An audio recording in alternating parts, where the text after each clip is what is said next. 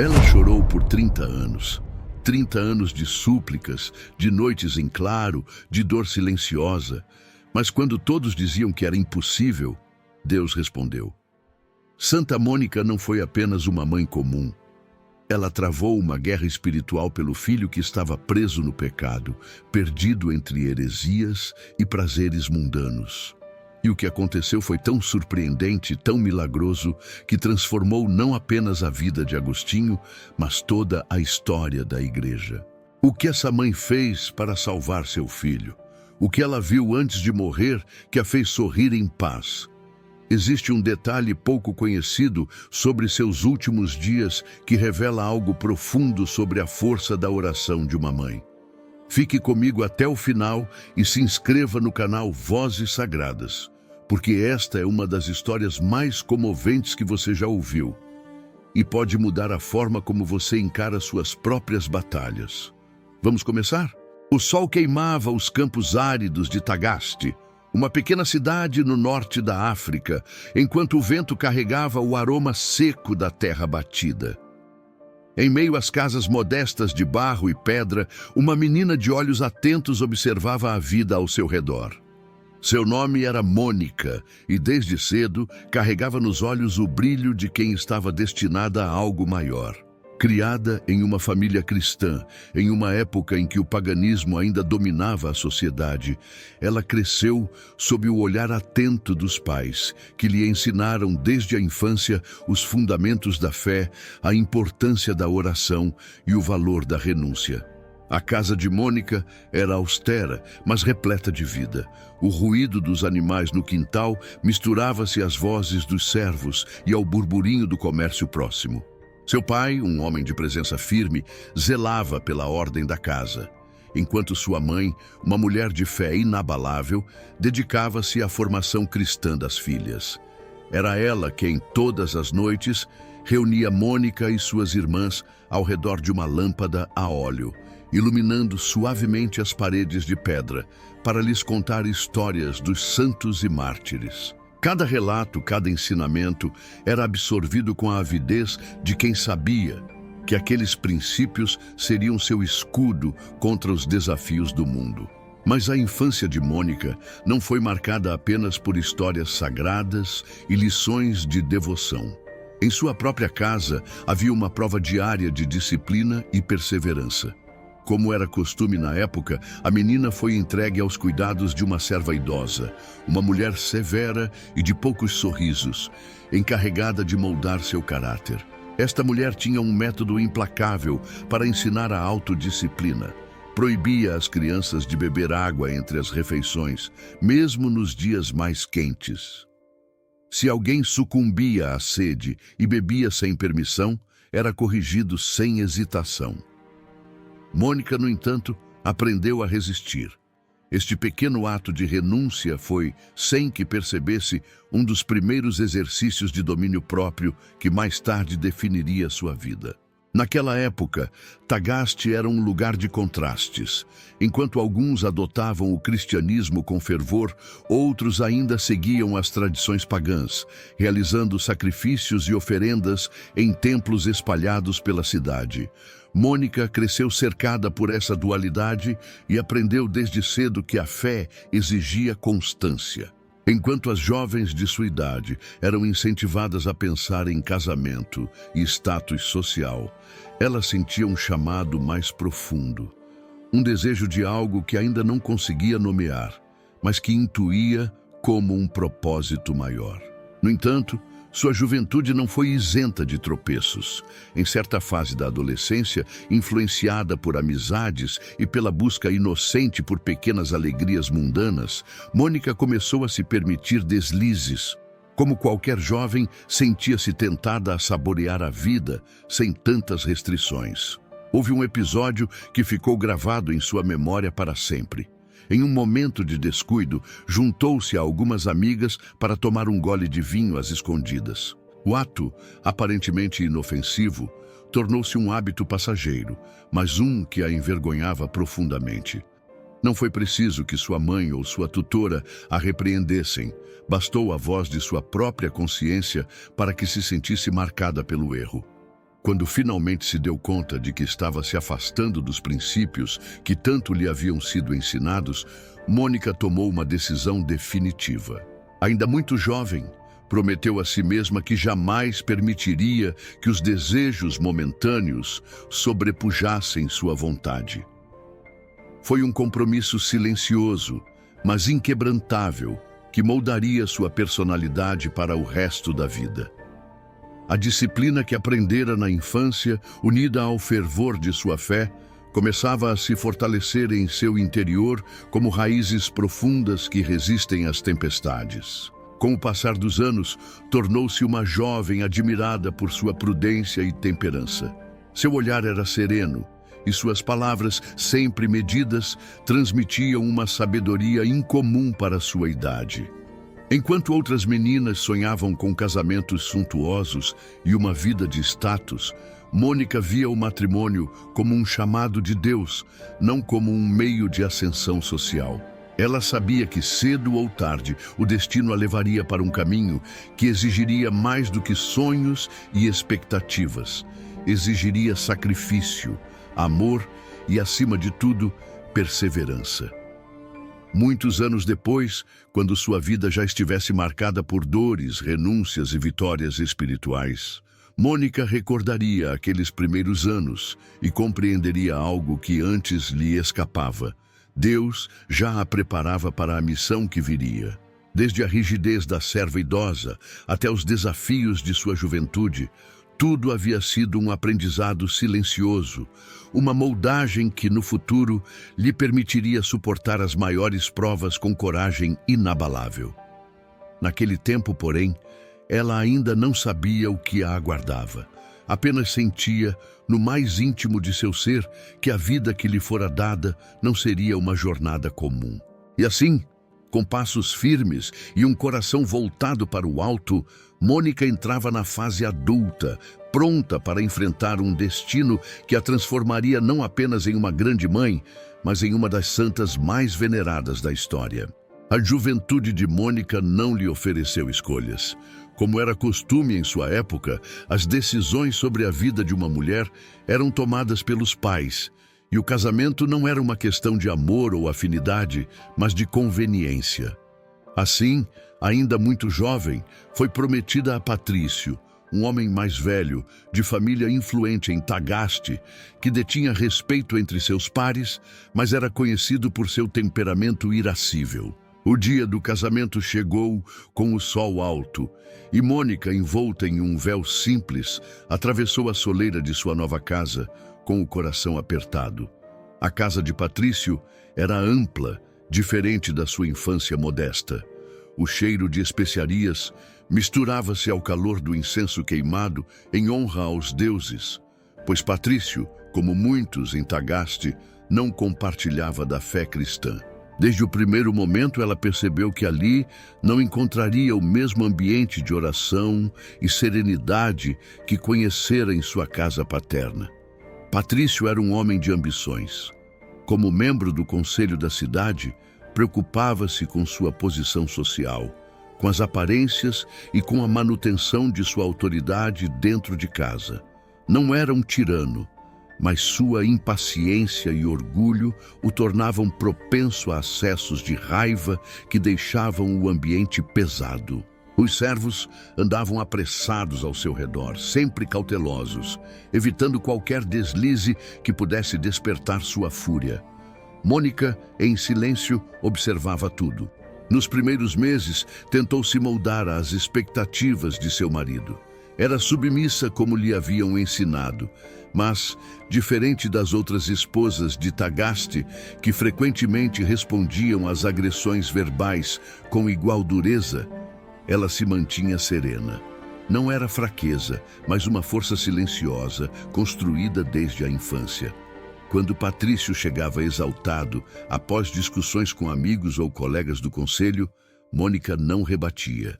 Em vez disso, mantinha a calma, aguardando a tempestade passar. Isso, no entanto, não era fácil. As noites eram longas. Muitas vezes, ela chorava baixinho, sem que ninguém ouvisse, rezando para que seu marido encontrasse a paz. Mas a realidade era dura, Ele desprezava sua fé e fazia questão de demonstrar isso. Muitas vezes, ridicularizava suas orações e a devoção que via nela. As mulheres devem cuidar da casa, não perder tempo com rezas vazias, dizia, rindo com os amigos. Mas Mônica não revidava. O maior desafio, contudo, não vinha apenas de seu marido, mas da sogra, que morava com o casal. Mulher de gênio difícil e ciumenta, via em Mônica uma ameaça. Sempre que podia, envenenava Patrício contra a esposa, insinuando que sua paciência era, na verdade, frieza e desdém. Ela não responde porque não te respeita, dizia, plantando a discórdia. Mônica ouvia tudo e, mesmo assim, não se deixava abalar. Com o tempo, algo começou a mudar. Patrício, embora ainda impaciente, começou a perceber que sua esposa era diferente das demais mulheres de sua época. Ela não buscava conflitos, não respondia às ofensas com mais ofensas, nem tentava manipular situações para obter vantagens. Sua bondade e paciência não eram submissão cega, mas uma força que ele não compreendia completamente. Os anos passaram e Mônica assumiu um novo papel, a de mãe. O nascimento de seus filhos trouxe ainda mais desafios. Ela sabia que em uma casa pagã, a educação cristã não seria bem vista, mas não se intimidou.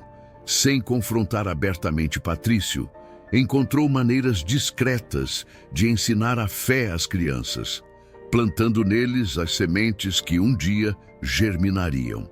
O casamento, que no início parecia uma condenação, transformou-se em sua missão. Mônica compreendeu que sua batalha não era contra seu marido, mas contra as trevas espirituais que o mantinham distante da verdade. Em silêncio, continuou a rezar. E um dia, sua fé começou a dar frutos. O homem que antes zombava de suas orações passou a respeitá-las. As discussões tornaram-se menos frequentes, os acessos de raiva menos intensos. Algo nele estava mudando, ainda que lentamente.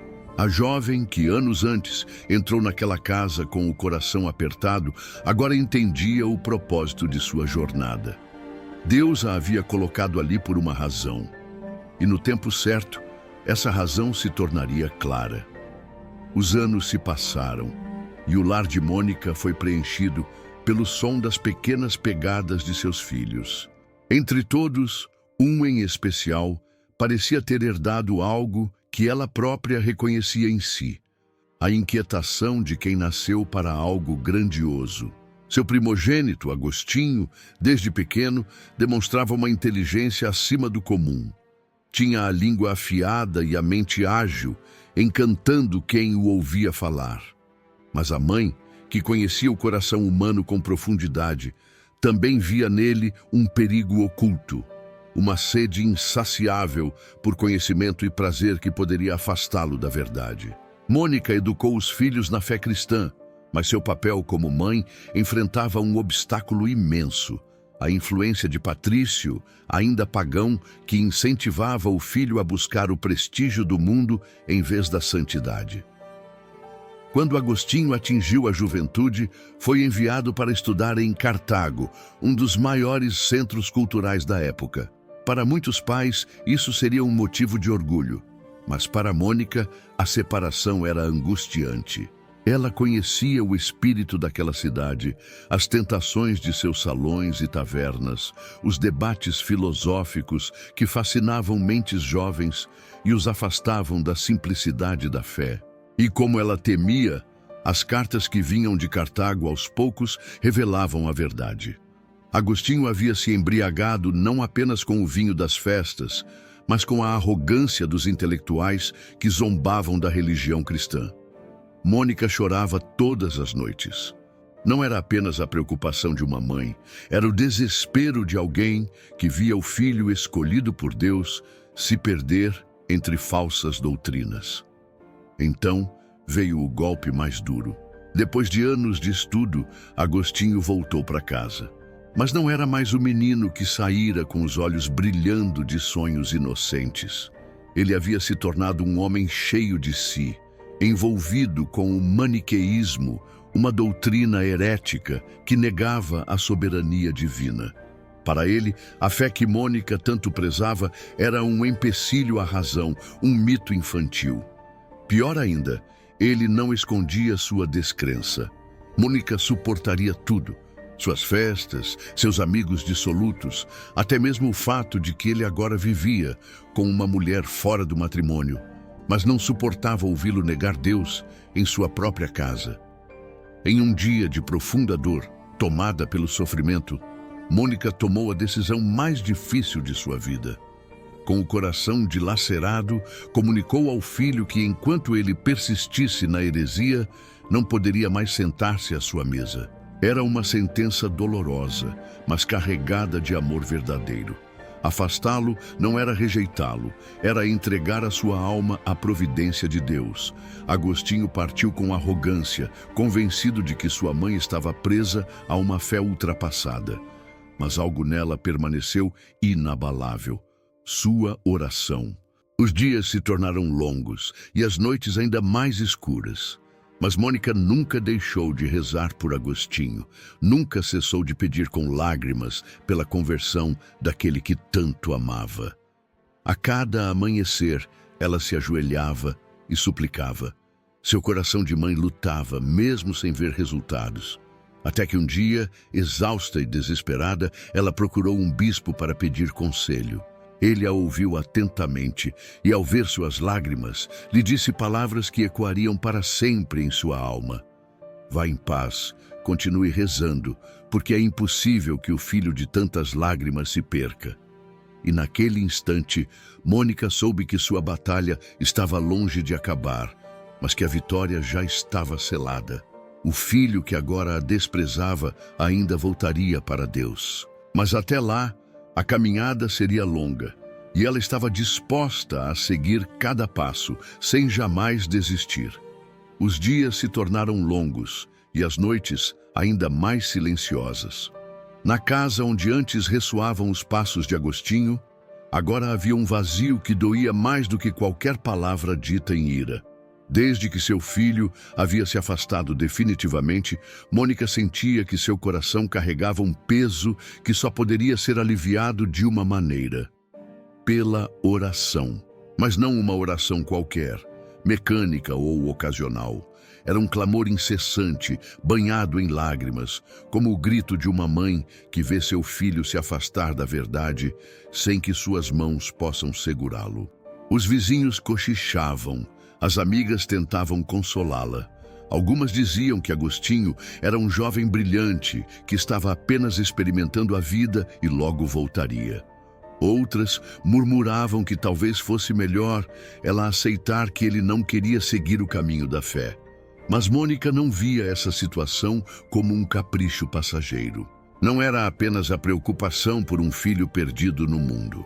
Era uma batalha espiritual. Uma luta entre luz e escuridão, onde cada dia afastado da graça era uma ferida em sua alma. Ela decidiu que não esperaria sentada. Se Agostinho não voltaria por conta própria, então ela iria atrás dele. E assim, após um longo período de preces e discernimento, Mônica partiu de Tagaste para Cartago, disposta a resgatar seu filho. O caminho era árduo. Os dias eram quentes, as estradas poeirentas, e o cansaço se acumulava. Mas nada a fazia desistir. Ao chegar, encontrou o filho cada vez mais envolvido com doutrinas heréticas. A casa onde ele morava já não carregava os traços da inocência de sua juventude. Ele estava cercado por amigos que o incentivavam a continuar em sua busca por sabedoria.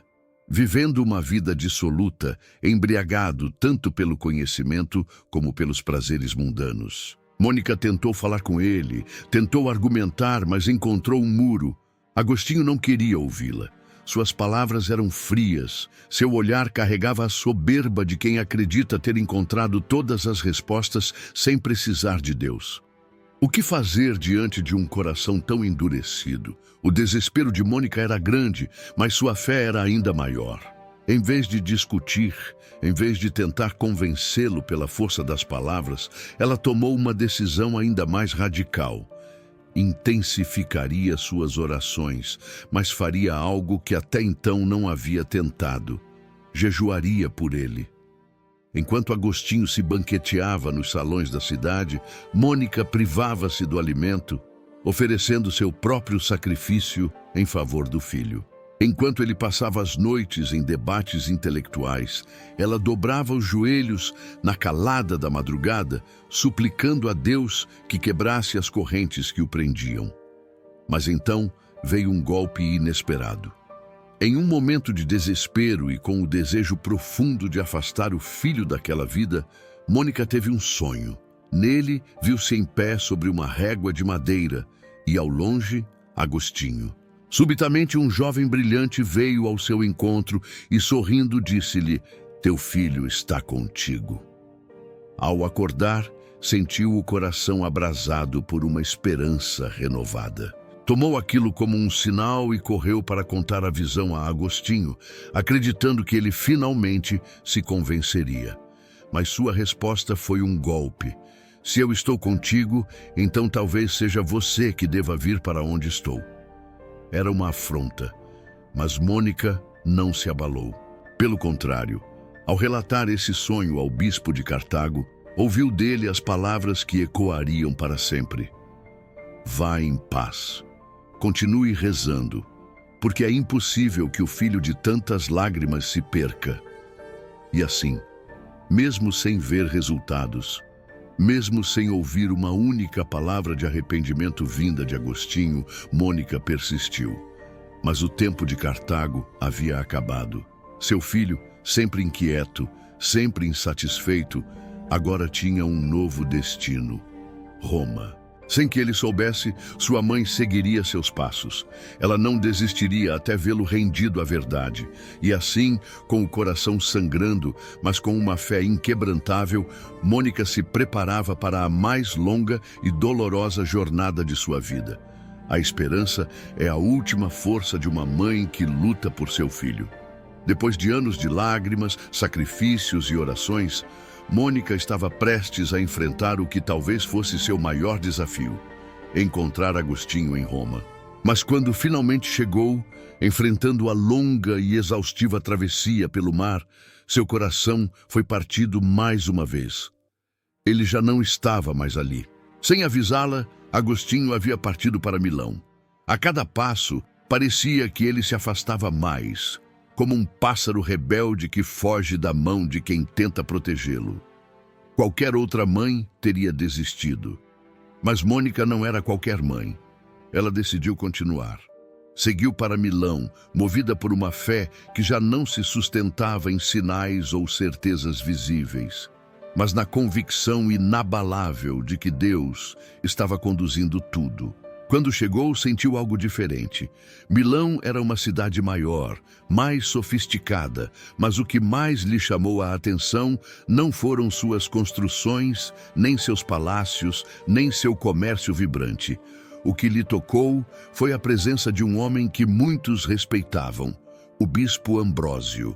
Santo Ambrósio não era um simples líder religioso. Sua voz era firme, sua inteligência afiada, e até aqueles que não compartilhavam da fé cristã reconheciam sua sabedoria. Ele não apenas pregava com palavras, mas com autoridade. E mais do que tudo, ele sabia tocar corações endurecidos. Foi a esse homem que Mônica decidiu confiar seu maior pedido: a conversão de Agostinho. Pela primeira vez não estava sozinha. Pela primeira vez alguém compreendia sua dor e lhe dizia que tudo aquilo fazia parte de um plano maior. Santo Ambrósio ouviu sua história e lhe disse algo que mudou sua visão: continue orando.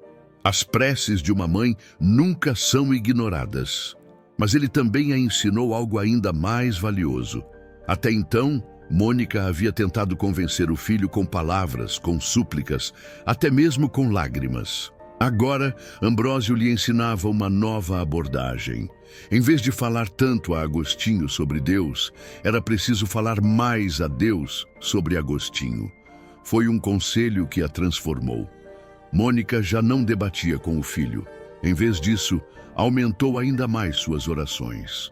Agora, já não pedia apenas a conversão, mas que Deus tocasse o coração dele no momento certo. E então, algo começou a mudar. A presença de Santo Ambrósio fascinava Agostinho. Mesmo que ainda não estivesse convencido pela fé, ele não conseguia ignorar a eloquência e a sabedoria daquele bispo. Começou a ouvir seus sermões, primeiro por curiosidade, depois por admiração, até que, sem perceber, uma semente começou a germinar dentro dele. Mônica observava em silêncio.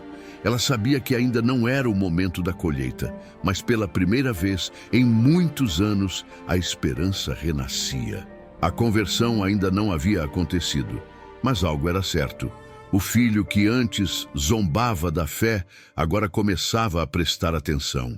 O caminho ainda seria longo, mas pela primeira vez, Mônica sentia que estava muito perto da resposta por que tanto esperava. Os ventos de Milão traziam consigo uma mudança que poucos percebiam, mas que Mônica sentia no fundo da alma. Seu filho, que antes rejeitava tudo o que vinha da fé cristã, agora se deixava tocar pelas palavras de Santo Ambrósio. Não era uma conversão repentina, nem uma aceitação imediata, mas algo sutil, como a terra ressecada que aos poucos absorve a água de uma chuva esperada por anos. Mônica observava tudo em silêncio, sem interromper o processo que Deus realizava no coração de Agostinho. Mas a luta ainda não estava terminada. Ele, embora fascinado pelos ensinamentos cristãos, ainda resistia. Sua mente brilhante argumentava contra a fé. Seus hábitos antigos o prendiam a prazeres que não queria abandonar. E então veio o momento de ruptura. Certa noite, atormentado por uma batalha interior, Agostinho caminhava sozinho por um jardim em Milão. Sua alma estava em conflito. Ele sabia que a verdade estava diante dele, mas temia perder o que considerava sua liberdade. De repente, em meio ao silêncio da noite, ouviu uma voz infantil, suave e insistente. Toma e lê, toma e lê. O coração disparou. Ele olhou ao redor, mas não viu ninguém. Aquelas palavras pareciam vir de outro mundo. Impulsionado por uma força que não compreendia, correu até onde estava um livro das Escrituras, abriu-o e leu o primeiro versículo que seus olhos encontraram. Nada de orgias e bebedeiras, nada de impurezas e libertinagem, nada de discórdias e ciúmes. Revestivos do Senhor Jesus Cristo, e não cuideis da carne em seus desejos, conforme dito em Romanos, capítulo 13, versículos 13 e 14. Foi um golpe direto em seu coração. Ele já não podia mais negar. A verdade não era apenas uma ideia distante, mas uma realidade que clamava dentro dele. Naquele momento, Agostinho se rendeu. No dia seguinte, Mônica viu algo que esperava há anos. Seu filho, o mesmo que tantas vezes a desprezara por sua fé, agora se aproximava dela com um olhar diferente. Não havia arrogância, não havia resistência, havia paz. E então ele lhe disse as palavras que fizeram seu coração quase parar. Mãe, decidi me entregar a Cristo. As lágrimas caíram imediatamente, mas desta vez não eram de dor, eram de júbilo. A conversão de Agostinho não foi um simples ato simbólico. Ele decidiu abandonar sua antiga vida e se preparar para o batismo. Junto com ele, seu grande amigo Alípio e seu filho Adeodato também tomaram a mesma decisão. Mônica viu, com os próprios olhos, a vitória de suas orações. Na noite do batismo, realizado pelo próprio Santo Ambrósio, Mônica permaneceu ao fundo da igreja, em silêncio, contemplando a cena. Seu filho, que um dia negou tudo, agora recebia a graça da salvação. Ela sabia que sua missão estava cumprida. Seu filho não pertencia mais ao mundo, mas a Deus. Muitos celebraram a conversão de Agostinho, mas ninguém sabia o quanto aquela mãe havia lutado para que aquele momento acontecesse. Apenas Mônica e Deus conheciam as noites de pranto, os jejuns silenciosos, as palavras não ditas que foram entregues em oração. E naquele instante, ela compreendeu algo que já intuía há muito tempo. A vitória da fé não pertence a quem luta, mas a quem persiste. Agostinho agora era de Cristo, e o mundo jamais seria o mesmo por causa dessa conversão. Os dias que seguiram a conversão de Agostinho trouxeram a Mônica uma paz que há muito tempo ela não experimentava. Pela primeira vez, seu coração não carregava mais a angústia de um filho perdido, nem o peso das intercessões incessantes. Ele agora pertencia a Deus. Mas ao mesmo tempo em que essa certeza inundava sua alma, um sentimento sutil começou a crescer dentro dela. A sensação de que sua missão estava chegando ao fim. Após o batismo de Agostinho, Mônica decidiu acompanhá-lo em sua nova jornada. Ele não permaneceria em Milão. Agora convertido, planejava voltar para a África e dedicar-se à busca de Deus e do conhecimento verdadeiro. Junto a ele estavam seus amigos fiéis e seu filho Adeodato, cuja inteligência precoce surpreendia a todos. Para Mônica, aquele era um tempo de graça. Poderia ver o filho caminhar na luz da fé, algo que antes parecia impossível. A viagem começou rumo a Ostia, o grande porto de Roma. Ali, aguardariam um navio que os levaria de volta para Tagaste. A cidade fervilhava com a atividade do comércio marítimo, marinheiros descarregando mercadorias, peregrinos cruzando os caminhos de pedra, crianças correndo entre os mercados. Mas Mônica, diferente dos viajantes apressados, estava serena. Era como se nada ao redor tivesse importância. Seu olhar, antes sempre atento aos passos de Agostinho, agora se perdia no horizonte. Foi ali, em Ostia, que ela e Agostinho compartilharam um dos momentos mais sublimes de suas vidas. Em uma noite tranquila, enquanto observavam o céu tingido de estrelas através de uma janela, mergulharam em uma conversa que transcendeu o tempo e o espaço.